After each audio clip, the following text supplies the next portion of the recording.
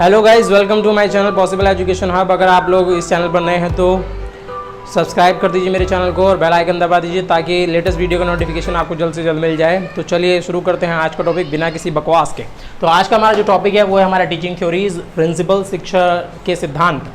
चलिए पहली थ्योरी पे बात करते हैं। पहली थ्योरी की बात है हमारी मोटिवेशन थ्योरी, अभिप्रेरणा का सिद्धांत। तो अब ये थ्योरी के हिसाब से before starting the teaching process it is necessary for the teacher to increase the level of motivation of the student, one of the most important theory. और ये थ्योरी ये कहती है कि एक टीचर को पढ़ाने से पहले अपने स्टूडेंट्स को मोटिवेट करना होगा क्लास में। जैसे आप लोग किसी भी चीज़ को स्टार्ट करने से पहले क्या करते हैं, हम लोग उसको मोटिवेशन देना जरूरी होता है। ये थ्योरी ये कहना चाहती है।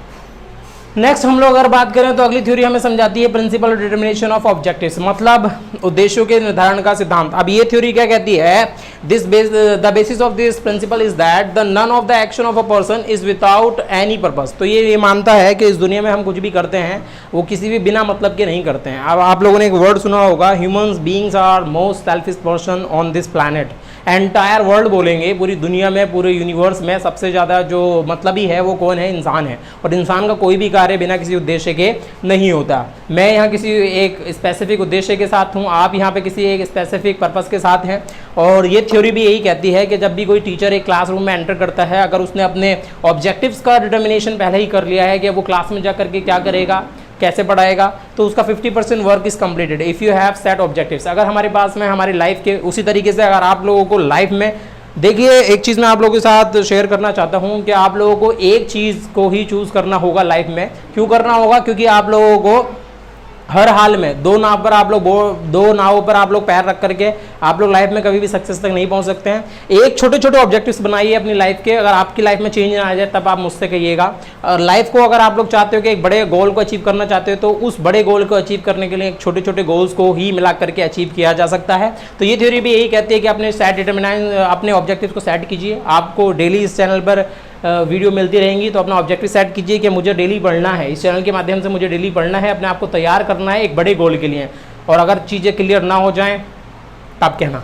नेक्स्ट हम लोग सेट करते हैं अपने नेक्स्ट थ्योरी की तरफ, नेक्स्ट प्रिंसिपल की तरफ। अच्छा, ये जितने भी जो लाइफ में हम लोग प्रिंसिपल्स पढ़ते हैं, जो भी थ्योरीज पढ़ते हैं, ये जो थ्योरीज होती हैं, इन चीज़ों के बारे में आप लोग हमेशा एक चीज़ याद रखिए कि लाइफ क्या है, कैसे भी चलती रहे, लेकिन जो जीवन के सिद्धांत होते हैं वो नहीं बदले जाते हैं। क्यों नहीं बदले जाते हैं? क्योंकि ज़िंदगी में क्या है, कैसे भी सिचुएशन आ जाए, जो लोग महान कार्य करते हैं वो कभी भी अपने प्रिंसिपल्स, अपने थ्योरीज के साथ में कभी भी समझौता नहीं करते हैं। वो ज़िंदगी को अपनी शर्तों के ऊपर ही जीते हैं। जैसे आप लोगों ने अगर ठान लिया है कि हाँ मुझे सीटेट क्वालिफाई करना है या कोई भी टीचिंग एग्जाम क्वालिफाई करना है, और आपने प्रिंसिपल सेट कर दिए हैं कि हाँ मुझे इतने घंटे पढ़ना है, ये मुझे करना है, तो ये जो आपके प्रिंसिपल हैं यही आप लोगों को कहाँ तक ले जाते हैं, अपने गोल तक, अपने टीचिंग के गोल, जो भी आपने एम सेट किया है उस एम तक ले जाते हैं। वो टीचिंग के फील्ड में हो, किसी भी फील्ड में हो, एक्स बाई जेड। नेक्स्ट हम लोग अगर बात करें तो नेक्स्ट हमारा प्रिंसिपल है प्रिंसिपल ऑफ इंटरेस्ट। सबसे बड़ी चीज़ लाइफ में, अगर आप लोग इंटरेस्ट है किसी भी चीज़ में, if you are interested in this video therefore you are here, मैं आप लोग को पढ़ाने का इंटरेस्टेड हूँ, इसलिए मैं आप लोगों के बीच में हूँ। सबसे पहली चीज़ जो है वो इंटरेस्ट है। अगर आप लोगों का जो इंटरेस्ट के जो प्रिंसिपल है वो ये कहता है, साइकोलॉजिस्ट मानते हैं, believes that there is the attention and there is a interest. और जहाँ कहीं पे भी इंटरेस्ट, अटेंशन है, ध्यान है, वहाँ आपका इंटरेस्ट है। और where there is a interest, और जहाँ कहीं पे भी इंटरेस्ट होगा, जहाँ पे भी आपकी रुचि होगी, and where is a interest and there is a learning. मतलब कहने का मतलब ये है कि तीन चीज़ें में बात खत्म करते हैं, तीन वर्ड पे बात खत्म करते हैं। अटेंशन, दूसरी है हमारा इंटरेस्ट, और तीसरा है हमारा लर्निंग। अब ये जो तीनों चीज़ें आप लोगों को सिमिलरली दिखाई दे रही हैं, तो अटेंशन, अगर आप लोगों की अटेंशन है तो आपका इंटरेस्ट होगा, और अगर आपका इंटरेस्ट है तो आपकी लर्निंग होगी। तो इसका मतलब ये हुआ कि नोट डाउन करने की चीज़ यहाँ ये है कि interest is the source of learning. मतलब अगर आप लोगों का किसी चीज़ में इंटरेस्ट नहीं है तब आप उस चीज़ को कभी भी नहीं सीख सकते हैं। तो मतलब ये है कि आप इस प्रिंसिपल के तहत आप लोगों को बच्चे का इंटरेस्ट क्रिएट करना है। और इंटरेस्ट आप किसी भी चीज़ से, TLM यूज़ कर लीजिए, आपका जो स्टाइल है बढ़ाने का, जो आपका कम्युनिकेशन करने का, जो आपका बात करने का, क्वेश्चन पूछने का, कोई सा भी मेथड को, जो कोई भी आप लोग प्रिंसिपल, जो फॉर्मूलाज, जो टेक्निक्स आप लोग लगाते हैं, उससे सिंपली हम लोग क्या जनरेट करने की कोशिश करते हैं, इंटरेस्ट। जितना ज़्यादा स्टूडेंट्स का इंटरेस्ट होगा उतना ज़्यादा लर्निंग प्रोसेस होगी, टीचिंग लर्निंग प्रोसेस उतनी ज़्यादा एनहेंस होगी। चलिए नेक्स्ट हम लोग आगे बढ़ते हैं, थ्योरी ऑफ प्रैक्टिस और रिपीटेशन। सुना होगा आप लोगों ने, क्या हो सकता है, प्रिंसिपल रिपीटेशन, प्रैक्टिस, मतलब practice makes a man perfect. सुना है ना आप लोगों ने, practice practice makes a man perfect. सुना है आप लोगों ने?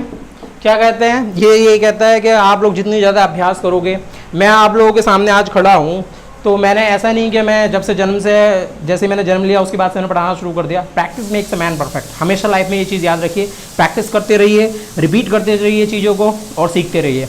नेक्स्ट कह रहा है this basis of the principle is that there are some subject that can only be learn by the practice. तो इस दुनिया में ऐसी बहुत सारी चीज़ें हैं जिनको केवल और केवल किसके द्वारा सीखा जा सकता है, जिनको केवल प्रैक्टिस के द्वारा सीखा जाए। प्रैक्टिस करना शुरू कर दीजिए आप किसी भी चीज़ की, आप लोग I give you the guarantee कि आप उसमें मास्टरी हासिल कर सकते हो, कमांड बना सकते हो आप लोग। तो जैसे एक्सरसाइज और जैसे फर्स्ट ऑफ ऑल जैसे नोट डाउन करेंगे, जो मैथ और लिटरेचर है, जो हम लोग की मैथ और लिटरेचर है, इसको हम लोग इसकी हम लोग ज़्यादा से ज़्यादा प्रैक्टिस करते हैं। मैथ प्रैक्टिस से आती है, कोई भी लिटरेचर है प्रैक्टिस से आता है। आप उसको सुनिए, आप उसको बोलिए, आप उसको पढ़िए। लिटरेचर को, भाषाओं का ज्ञान भी हमारा प्रैक्टिस से ही होता है। आप जितनी ज़्यादा प्रैक्टिस करेंगे उतनी ज़्यादा चीज़ें आपको आएंगी। नोट डाउन करने वाली बात यह है कि जैसे हम लोगों का एक चैप्टर कंप्लीट हो जाता है और उसके बाद में हम लोग लास्ट में क्या करते हैं, कोई भी टॉपिक है, अगर आप चैप्टर कंप्लीट ना हो, कोई टॉपिक कंप्लीट हो गया आप लोगों का, तब आप बच्चों को क्या देते हैं, होमवर्क देते हैं। तो homework is the part of, homework किस चीज़ का पार्ट है, हमारे इस थ्योरी का पार्ट है। इसके तहत आप लोग क्या देते हैं, होमवर्क। पूछ लिया जाता है आप लोगों से, एग्जामिनर पूछता है कि जब आप लोग होमवर्क देते हैं या एक लेसन के बाद में जो एक्सरसाइज होती है, वो एक्सरसाइज किसका पार्ट होती है, कौन सी थ्योरी के अंतर्गत आता है, तो this is the theory of practice. Next जो हम लोगों का प्रिंसिपल है वो है हमारा principle of coordination. Principle of coordination समन्वय का सिद्धांत क्या कहता है, correlation with the other subject during teaching. कहने का मतलब ये चाहता है कि इस वाले प्रिंसिपल के हिसाब से जब हम लोग किसी भी एक सब्जेक्ट को पढ़ा रहे हैं तो उसका जो कोऑर्डिनेशन है, उसका जो कोरिलेशन है, उसका जो संबंध है, जैसे जैसे हम लोग जैसे मैथ्स पढ़ा रहे हैं, कैलकुलेशन करना सीख रहे हैं, तो ये कैलकुलेशन केवल मैथ्स में काम नहीं आती है, ये बाकी के सब्जेक्ट्स में भी हमारी क्या आती है, काम आती है। तो ये हो गया हमारा कोरिलेशन, मतलब दूसरे सब्जेक्ट के साथ में चीज़ों को जोड़ करके कोऑर्डिनेट कर करके समझाना। कि जैसे आपने कोई टॉपिक किसी सब्जेक्ट में पढ़ा है और वही टॉपिक, जैसे थर्मोडायनेमिक्स की बात कर लीजिए, एक साइंस का एक टर्म है थर्मोडायनेमिक्स जिसे ऊष्मागतिकी भी कहते हैं, तो ये दोनों में मिलेगा आप लोगों को, फिजिक्स में ही मिलेगा और केमिस्ट्री में मिलेगा। तो ये मतलब ये जो चीज़ें हैं कोऑर्डिनेट करती हैं, कोरिलेशन रखती हैं एक दूसरे में, एक दूसरे चीज़ों को जोड़ती हैं, एक दूसरे को जोड़ती हैं। तो ये हुआ प्रिंसिपल ऑफ कोऑर्डिनेशन। लाइफ में कोऑर्डिनेट करते रहिए लोगों के साथ और आगे बढ़ते रहिए। आप मेरे साथ कोऑर्डिनेट करेंगे और इसी के तहत आप लोग क्या करेंगे, लाइक शेयर एंड सब्सक्राइब करना मत भूलिए अगर आप लोगों को वीडियो पसंद आ रही है। चलिए नेक्स्ट बढ़ते हैं, हम लोग नेक्स्ट प्रिंसिपल की तरफ बढ़ते हैं, theory of entertainment. Theory of entertainment क्या कहती है, मनोरंजन का सिद्धांत। अब मनोरंजन का सिद्धांत यहाँ ये नहीं है कि बच्चों को पढ़ाई लिखाई छोड़ करके और उनको खेलना कूदना सिखाया है, नहीं। ये क्या कहती है, this theory says that the presenting education with the entertainment is favourable time period rather than the purely conducting the teaching. मतलब कहने का ये है कि आप 24 घंटे क्लास में बच्चों को पढ़ा रहे हो, 24 घंटे आ रहे हो, लेसन पढ़ा रहे हो, एक्सरसाइज करवा रहे हो, होमवर्क करवा रहे हो और सिर्फ पढ़ाई चल रही है स्कूल में, तो बच्चा स्कूल आने से डरेगा क्या, इनफैक्ट वो स्कूल ही नहीं आएगा, बोले स्कूल में आकर मुझे पढ़ाना शुरू कर देते हैं टीचर्स मेरे।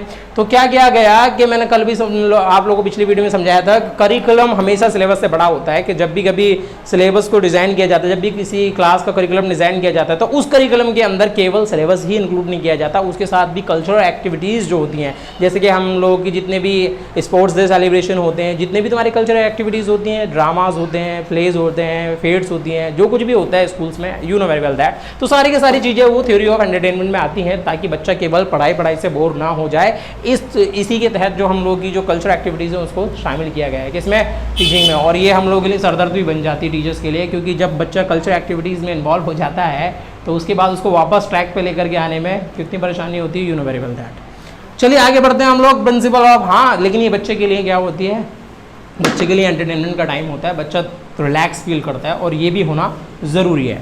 नेक्स्ट हम लोग आगे बढ़ते हैं, principle of level friendly teaching. Level friendly teaching का मतलब ये यहाँ पे ये कहना चाहता है, इस तरह अनुकूल शिक्षण सिद्धांत, जो बच्चा जिस लेवल का हो उस लेवल के हिसाब से टीचिंग होनी चाहिए। ये नहीं कि यू आर पीएचडी और आप लोग तो एक प्रोफेसर के लेवल की आपने पढ़ाई कर रखी है, या आप एमएससी हो, पीजी हो, या आपकी जो भी कोई भी हायर एजुकेशन है और आप उस लेवल के हिसाब से अपने बच्चों को भी आंक रहे हो कि जिस लेवल का मैंने पढ़ा है मैं उस लेवल का बच्चों को पढ़ाऊंगा। आपको प्राइमरी क्लास दे दी जाए या अप टू आप लोगों को एलटी क्लास दे दी जाए या आप लोगों को बड़ी क्लासेस दे दी जाए, मतलब लेवल का आप लोगों को ध्यान रखना है कि आप कोई सी भी बात, आपके जो शब्द हैं, जो आपकी नॉलेज है, आपके पास भंडार हो सकता है, मेरे पास समझाने को बहुत कुछ है, लेकिन मुझे क्या करना है, वीडियो में लिमिटेड चीज़ें समझानी है ताकि आप लोगों को सिर्फ टू द पॉइंट बात समझ में आ जाए। बाकी के लोग ये काम नहीं करते, बाकी के लोग घुमाने का स्टार्ट करते हैं क्योंकि उनको तो व्यूज़ बढ़ाने, टाइम बढ़ाना अपनी वीडियो पे। चलिए मैं भी वही कर रहा हूँ, आप लोगों को लगने लगेगा। इससे पहले मैं यहाँ आ जाता हूँ वापस। तो ये हो गया हमारा level friendly teaching, this emphasis on the conducting the teaching process according to the level of the student. मतलब आप लोगों को ये जो थ्योरी है वो इस बात पे फोकस करती है, एम्फेसाइज करती है, बल देती है कि जो एक टीचिंग होनी चाहिए वो बच्चे के लेवल के हिसाब से होनी चाहिए। मतलब बात वहीं आ जाती है, चाइल्ड सेंटर्ड, जैसा बच्चे का लेवल इंटरेस्ट होगा उसके हिसाब से आप पढ़ाओगे। नेक्स्ट हम लोग बात करें, और जो लेवल कभी भी चेक करना है तो आप बच्चे का आईक्यू लेवल देखोगे और दूसरे उसकी एज देखोगे कि वो किस एज ग्रुप का है और उसका आईक्यू लेवल क्या है। हाँ, हालांकि एक्सेप्शन तो मिल ही जाते हैं, कुछ लोग की एज ग्रुप और आईक्यू लेवल मैच नहीं करता, एक्स्ट्रा ऑर्डिनरी बच्चे भी होते हैं, कुछ लोगों का आईक्यू बहुत कम होता है लेकिन एज बहुत ज़्यादा हो जाती है। देख चुके हो तुम लोग, है ना, ऐसा सब जादू वादू मूवी वाली देख लेना आप लोग, कोई मिल गया है फेमस, इंडिया में वही चल रही है, जानते जब भी कहीं आईक्यू समझाना होता है वहीं तो समझा देते हैं, रोहित मेहरा।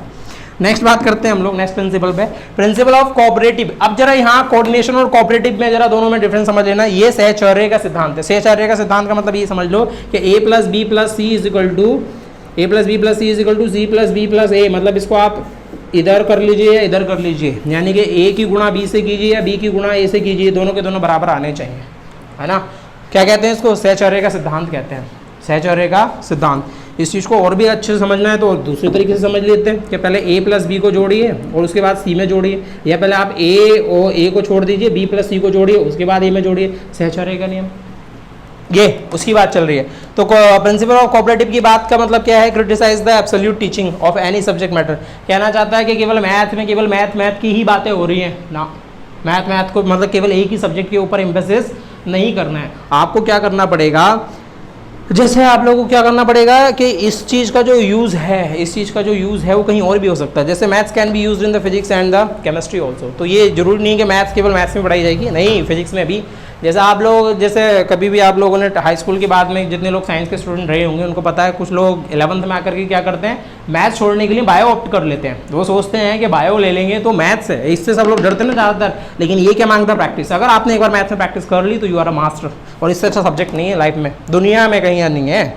नेक्स्ट हम लोग बात करें, फिजिक्स की बात चली है ना, मैथ्स और फिजिक्स। कुछ लोग भूल जाते हैं कि ये कोऑपरेटिव को रिलेशन है इन दोनों में। तो जब फिजिक्स में या केमिस्ट्री में जब भी कभी न्यूमेरिकल पोर्शन आता है तो हमारे क्या शुरू हो जाते हैं, मैथ्स हमारी शुरू हो जाती है। न्यूमेरिकल्स में तो मैथ्स से आती है, कैलकुलेशन आती है, फिर बंदे सर पकड़ते हैं, ओ माय गॉड कि यहाँ तो क्या आ जाती है, मैथ्स से। तो ये जो मैथ्स हैं आप लोग निकाल दीजिए, ज़िंदगी में कभी मैथ पीछा नहीं छोड़ती। तो इस वीडियो में फिलहाल इतना ही, अब मिलते हैं हम लोग की नेक्स्ट वीडियो में। अगर आप लोगों को ये वीडियो पसंद आई है तो गाइज़ आप इसके ऊपर कोई थ्योरी उठा के फेंकिए सब्सक्राइब बटन पे, या कोई प्रिंसिपल उठा के फेंक दिए, बस क्लिक हो जाना चाहिए। Thanks for watching my video. Thank you.